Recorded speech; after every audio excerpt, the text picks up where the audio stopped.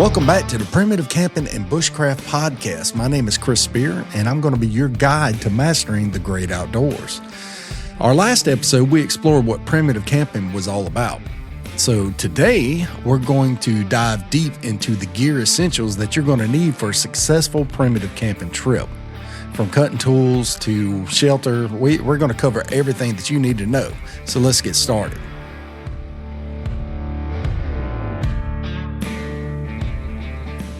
Gear selection is crucial for any kind of camping trip, especially for primitive camping or bushcraft trips or stuff of the such.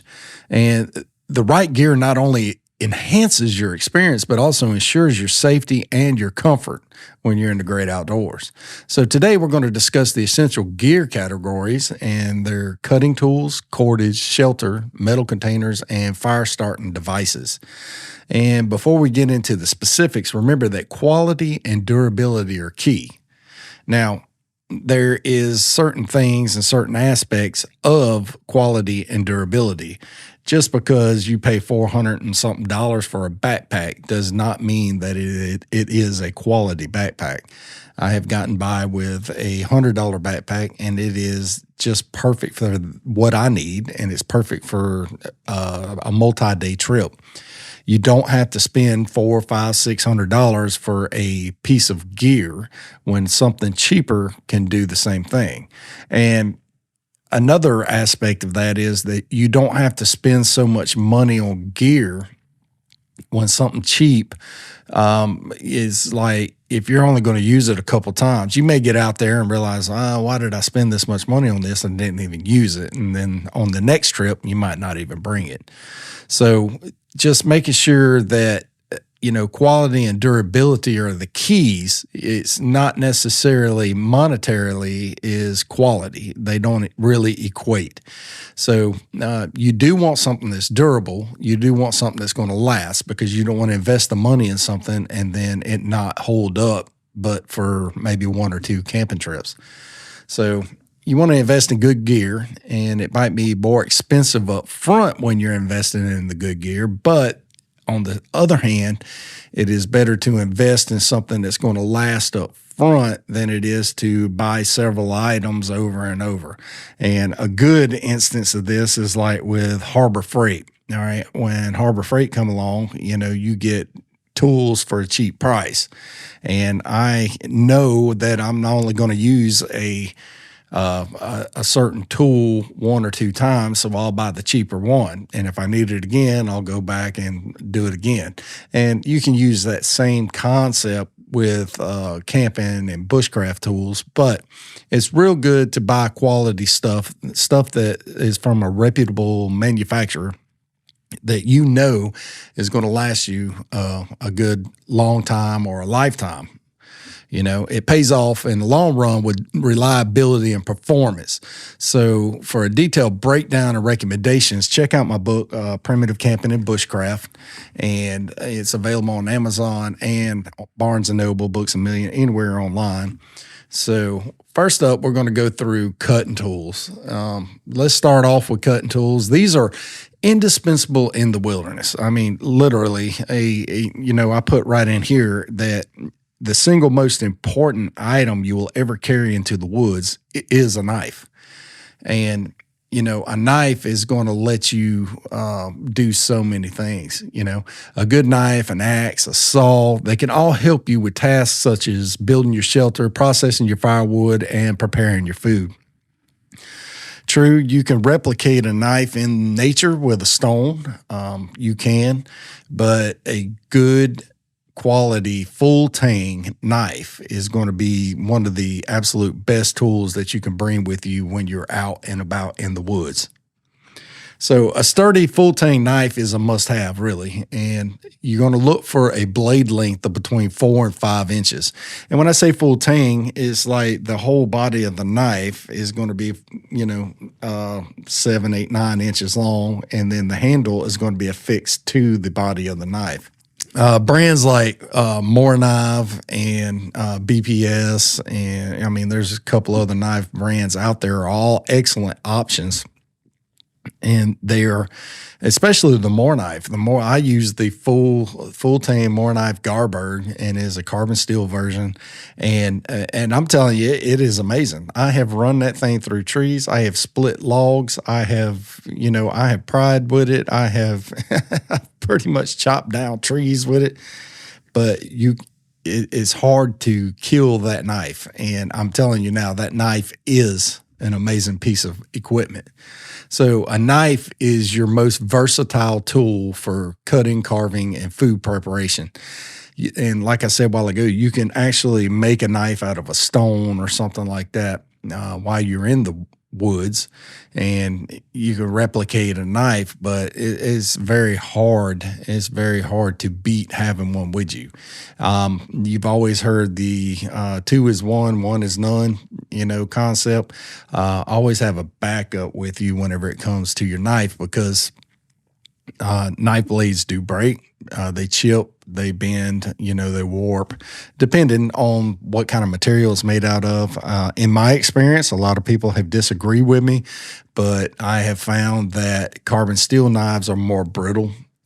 They are prone to chipping, whereas a stainless steel knife is prone to warping and bending if you put it under a lot of high stress. And I've had people that have argued me down over that, and I'm like, dude, I got firsthand experience with this. I mean, how are you going to argue with me because I have experience?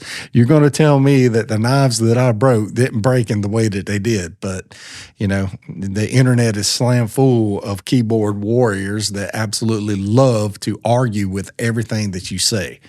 And what gets me is 99% of them don't have any experience in doing anything in the great outdoors anyway. So next up, we got an axe. Now, an axe or hatchet is essential for chopping wood. And, you don't have to have one. A lot of people choose not to bring one. Some people do choose to bring one, and that's what I covered in the book, is talking about that, the weight of the axe and the distance that you're going to travel is going to be like your determination whether you want to bring one or not. So if you bring a 2.5 pound, 3 pound, or 4 pound axe with you, then you factor that into your gear load. And we're going to get into gear loads in future episodes, about total weights of your backpack and all your gear and stuff like that. But an axe or a machete are going to be very important items if you're going to be chopping wood. Hatchet is lighter, a little easier to carry, but you don't get the full size benefits of a hatchet that you would from an axe. Like you can split some logs with it, but you're not going to chop down full size trees with it. You'll be there all day long. One of the ones that I use is is it pronounced Estwing? I've had it for a very long time. It's got a 24 or 26 inch handle, and they call it the camper's axe. And I've used this thing. It's made all one piece construction. It's not really going to split 12, 14 inch round logs, but it will split wood. It will chop trees, stuff like that. So it is a very versatile piece of gear, and you can pick up different axes in different places for, the prices vary, where the camper's axe is 40 or 50 bucks. Then you can go and pick up, Beavercraft or, all these other name brand things that are upwards of the hundreds. And it depends on what you want, how often you're going to use it, stuff like that. Saws are important items to bring with you. And I always choose to bring a folding saw over an axe. And I've always done that. Because I find more use out of a saw. You can use it for more things than an axe. I have seen where people have used the axe for, skinning their game, skinning their fish, carving, stuff like that. And you can't exactly use that for with a saw, but saw is extremely versatile when you're out there. It allows you to cut branches and small trees, and it also lets you cut your wood up into little small logs for the fire, stuff like that. And it allows you to process your firewood extremely quickly and relatively safely without having to worry about cutting a leg or something like that. Now, in the book, Primitive Camping and Bushcraft, I dove into the specifics of selecting and using each one of these tools and providing tips and maintenance and, safe handling, stuff like that. And it's a resource that you'll all want to have on hand whenever you're selecting your tools. Now, one of the most critical items that you will ever have is cordage. And cordage is hard. It can be done, but it is harder to replicate in nature. You're not going to go out and be able to make paracord when you're out in the woods, but you can make natural rope. You can make natural cordage. You can make natural string. You can use vines. You can weave together some stuff. You can do the reverse wrap, and all kinds of different natural fibers and materials, from grass to barks and vines and stuff like that. But cordage is essential for setting up shelters, making traps, and various other tasks. And it's going to be hard to make one that it's going to be hard to make one that is small enough for like fishing, or it can be done. It has been done. There's millions of YouTube videos out there that show it and demonstrate it. It can be done. I'm talking about for the average person that is relatively new to the great outdoors. It's going to be a difficult task for them to do. If you have spent many hours working on this and training in making your own cordage or rope, it can be done. And I'm not going to say it can't. I've done it on several trips. I've made cordage for several videos. I've used various materials. I've used everything from willow bark, grass, vines, barks from various trees, and some lasted very well. Some were pretty robust and pretty strong. Some were not. The majority of them were not. One of the ones that I found here in South Mississippi to be the strongest is from the palmetto. Not the leaves, but busting the fibers down out of the stalks of the palmetto. And you can make nice little fine fibers, and it is very strong and it's very robust. Paracord is what everybody's used to seeing. It's lightweight, it's strong, it's very versatile. It's great for making shelter, for making ridge lines, securing your gear, even creating improvised tools. Always carry at least 50 feet of paracord in your pack. That's a lot of time. It's cheap. It's not very expensive. I think 50 feet you can get for like $6 or $7 somewhere, like even at Walmart. You got to watch out though. A lot of that paracord, they call it 550 cord, and you look, especially the kind, if you go to Home Depot and you look at their paracord selection, it is only rated for 120 pounds. That's not true paracord. True paracord is rated for 550 pounds. That's why they call it 550 cord. And it's truly rated for 550 pounds. Now, there is some 1100 paracord out there. It's different. You just have to look at the specifications of whichever one you bring. Rope. A good length of durable rope is useful for heavy duty tasks. Some kind of natural rope. They got large braided cotton. Then they got the nylon, something that doesn't stretch. Sisal and hemp. There's all kinds of natural ropes out there that you can actually bring with you that doesn't stretch and are real good for 500-600 pounds, stuff like that. They allow you to secure larger loads, and they assist you with climbing, and they help you create a more permanent shelter. Not that paracord wouldn't create a permanent shelter, but some of these larger ropes and everything do. My absolute favorite cordage to bring with me in the woods is bank line. Tarred and twisted bank line. I absolutely love, and I highlighted the differences between the tarred and twisted bank line and paracord right here in this book.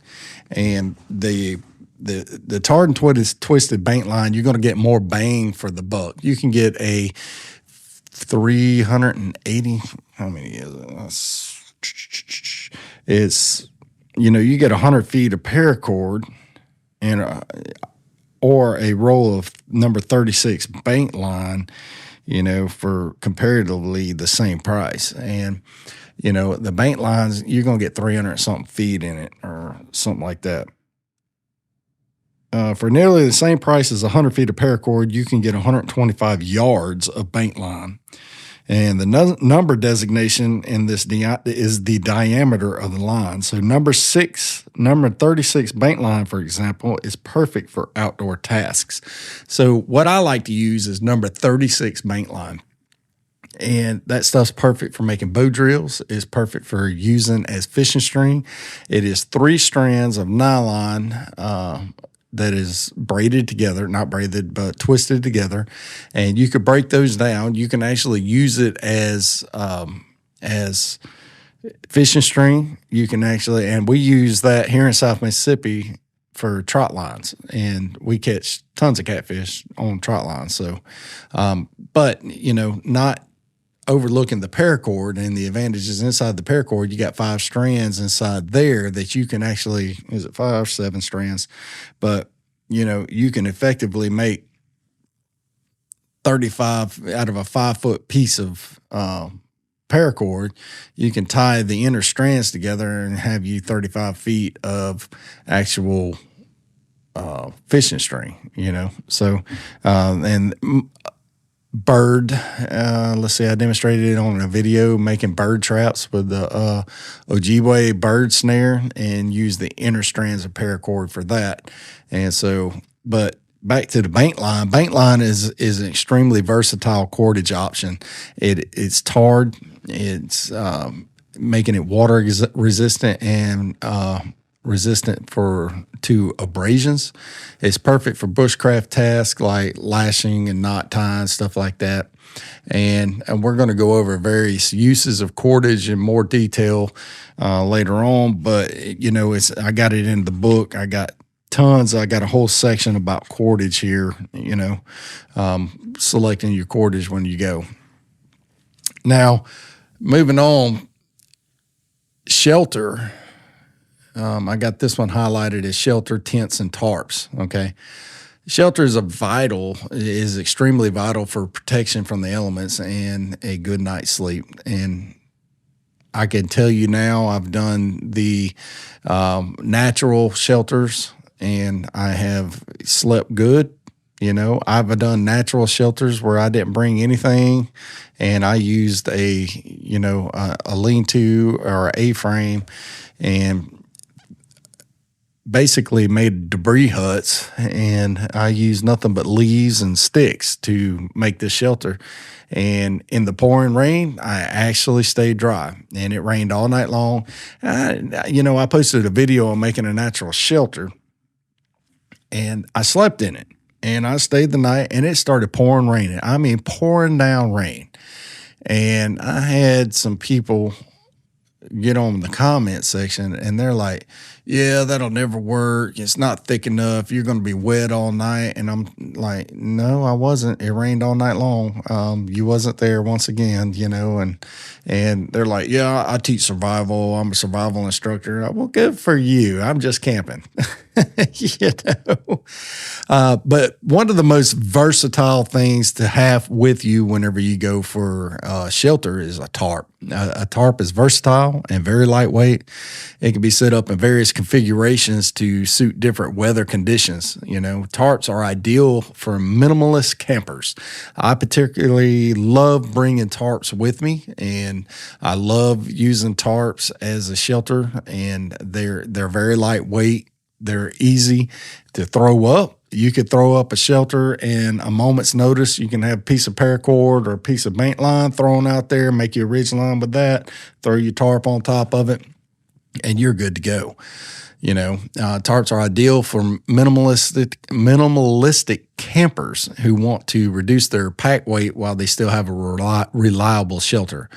Now, when we're talking about reducing pack weight, that's going to go to the next one where we talk about tents. A tent offers more protection and comfort, especially in harsh weather conditions. So you want to choose a tent that's easy to set up, waterproof, and provides adequate ventilation. You want to look for tents that balance durability with lightweight materials to avoid overburdening your pack. And so that's what I meant with the tarp and the tent. So tarps are lightweight and they provide extreme shelter there. Tents are extremely heavy generally. Some people do.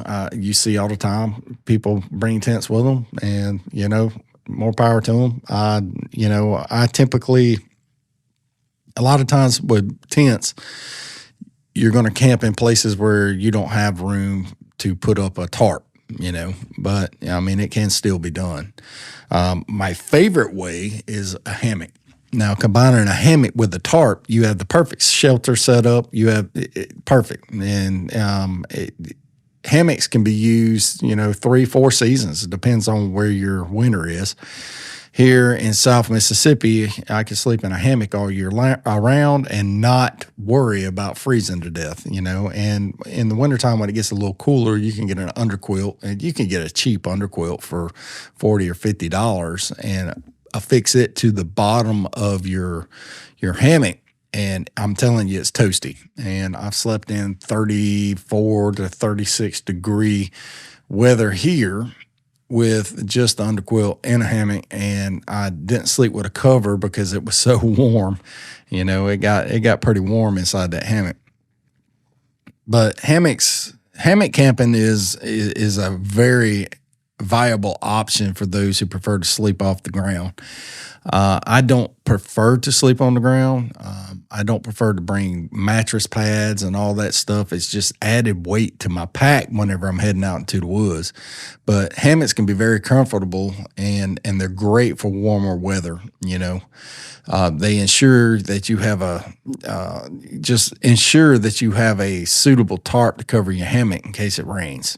That's, only one of the stipulations. And plus, the dew, the humidity, stuff like that can,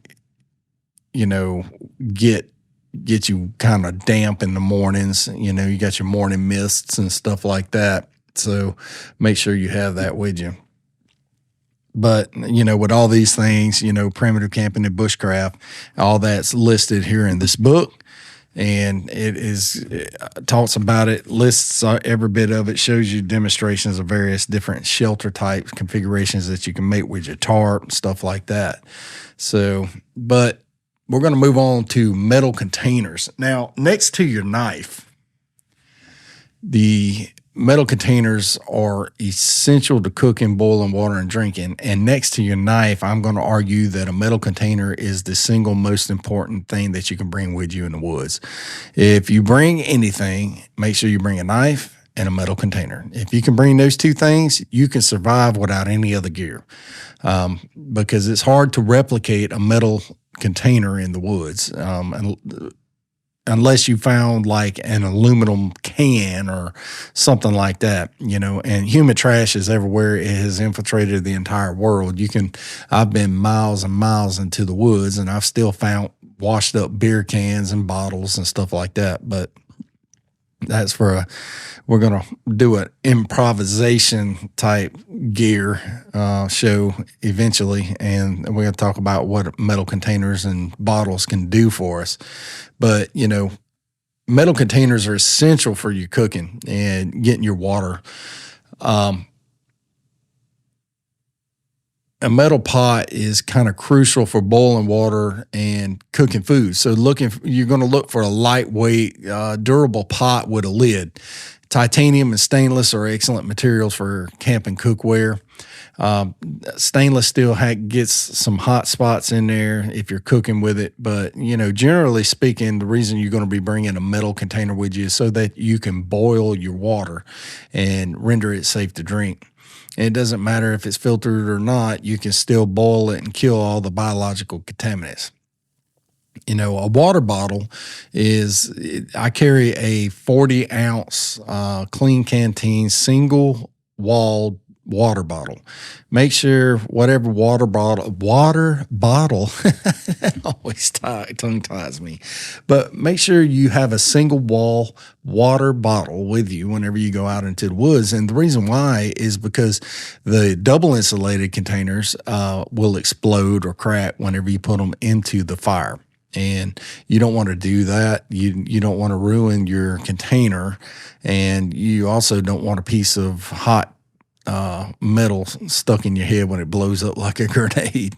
So water bottles are dual purpose, and we use them to cook food and to render our water safe to drink, and that makes them invaluable on your gear list. I mean, it really does make them invaluable. You know, brands like Nalgene and Clean Canteen offer reliable options. Now, Nalgene is more of a plastic. You know, I've seen a Nalgene metal container somewhere. I don't remember where. But it was so expensive, I just didn't want it. But, you know, Clean Canteen, I found one of theirs on the clearance aisle at Walmart for $13. And that's a decent price. And, you know, it is right up there with some of the big wigs stainless steel containers that they use. Another thing is like a metal cup or mug here, you know, like this metal mug I have. And a metal cup or mug is useful for drinking hot beverages and can double as a small cooking vessel. It's lightweight and it's very easy to pack. And you got ones that are made out of titanium or aluminum now. And what it is, you know, is the outdoors world has changed so much that now if you show somebody aluminum, people fire up your comments. Oh, don't cook in aluminum. It'll kill you. You know, and so I don't even want to go there. I usually typically do stainless steel. I've read years ago that they blame a lot of Alzheimer's and dementia to aluminum containers and pots. Now, don't quote me on that. I don't remember where I read it, but, you know, ever since then, I've kind of steered clear from the aluminum stuff. But who knows? You know, who knows? There's a million different things. So, fire starting devices are extremely crucial to your bushcraft and outdoors experience. You know, fire is essential for warmth, and you have to have it to cook your food. And sometimes you can use it for signaling for help. You know, if you make one big enough and hot enough and bright enough and smoky enough. And, you know, here are some reliable fire starting tools that you should consider. The ferrocerium rod. And I always carry a ferrocerium rod with me. Ferro rods are dependable fire starters. There's no doubt about it. You're not going to find a more dependable fire starting device. They're waterproof, they're durable, and they produce 5,000 degree sparks. So you can get almost anything lit with a ferro rod.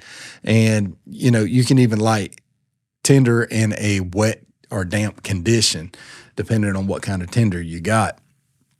Just make sure you practice using it before you take out on a trip. You know, make sure you get proficient with actually striking your ferro rod and making it start fires for you. And it's not hard to do. You can learn how to do it in instant. You can even get the little small keychain ones and start fires with that. Practice with it. Get proficient with it. Try various tinder types, try different tinder sources, and, you know, you can get a fire started. But one of the most common ways, and I carry one of these with me everywhere I go as well, is the Bic lighter. I don't use the off-brands. Bics are the most reliable fire starting device in the great outdoors. And it's arguable that they are the most amazing fire starting device in history, modern history. The capability to have a fire in your pocket at any given time is just remarkable. You know, before that, it was matches. I don't continually carry matches. I don't carry matches with me at all because, there's a dexterity thing. If you're cold enough, you're not going to be able to strike your match if you're too cold. If they're damp, they're not going to light anyway. And so even if you got the waterproof matches, that's all fine and dandy and great. You're going to be better off with a ferro rod or a lighter. People will argue this with me. That's fine. And I will take your argument, and to each their own, but for me and for this book, I have highly relied on the ferrocerium rod and the Bic lighter. Now, waterproof matches are a good option. They have been used for hundreds and hundreds of years. You just have to store them in a waterproof container if you choose to bring them. Whatever you choose to bring, that is up to you, not up to me. I can only just say these are the items that I have used, and based off of my experience, this is what I like. And you know what? You may have a different experience and say that these items are the ones that you like. So for detailed explanations about what items to bring with you and stuff like that, pick up a copy of the Primitive Camping and Bushcraft book. And it's available on all online outlets, Barnes & Noble, Amazon, Books A Million, Target, Thrift Books, Indie Books, all these bookstores, all these major book outlets, it's available. So that's going to wrap up today's episode on essential gear for primitive camping. Remember, having the right equipment can make or break your outdoor experience. And you want to invest in quality gear and practice using it before you go out. Do not just head out into the woods with something you've never used before. And because it's going to be hard to practice out there and, whenever you have to have it. So don't take it into the woods and then practice it. So in our next episode, we're going to dive into fire starting techniques, and then we're going to demonstrate different methods of fire. We're going to discuss different methods of starting a fire and getting your campfire burning in any condition. So thank you for joining me today in this adventure. If you enjoyed this episode, please subscribe to the Primitive Camping and Bushcraft podcast. Go ahead and join the Primitive Camping and Bushcraft group on Facebook, and then go ahead and pick you up a copy of Primitive Camping and Bushcraft, the step-by-step guide to surviving and thriving in the great outdoors by me, Chris Spear, and they're available online. So you can follow me on social media everywhere from Instagram, Facebook, TikTok, YouTube, Pinterest.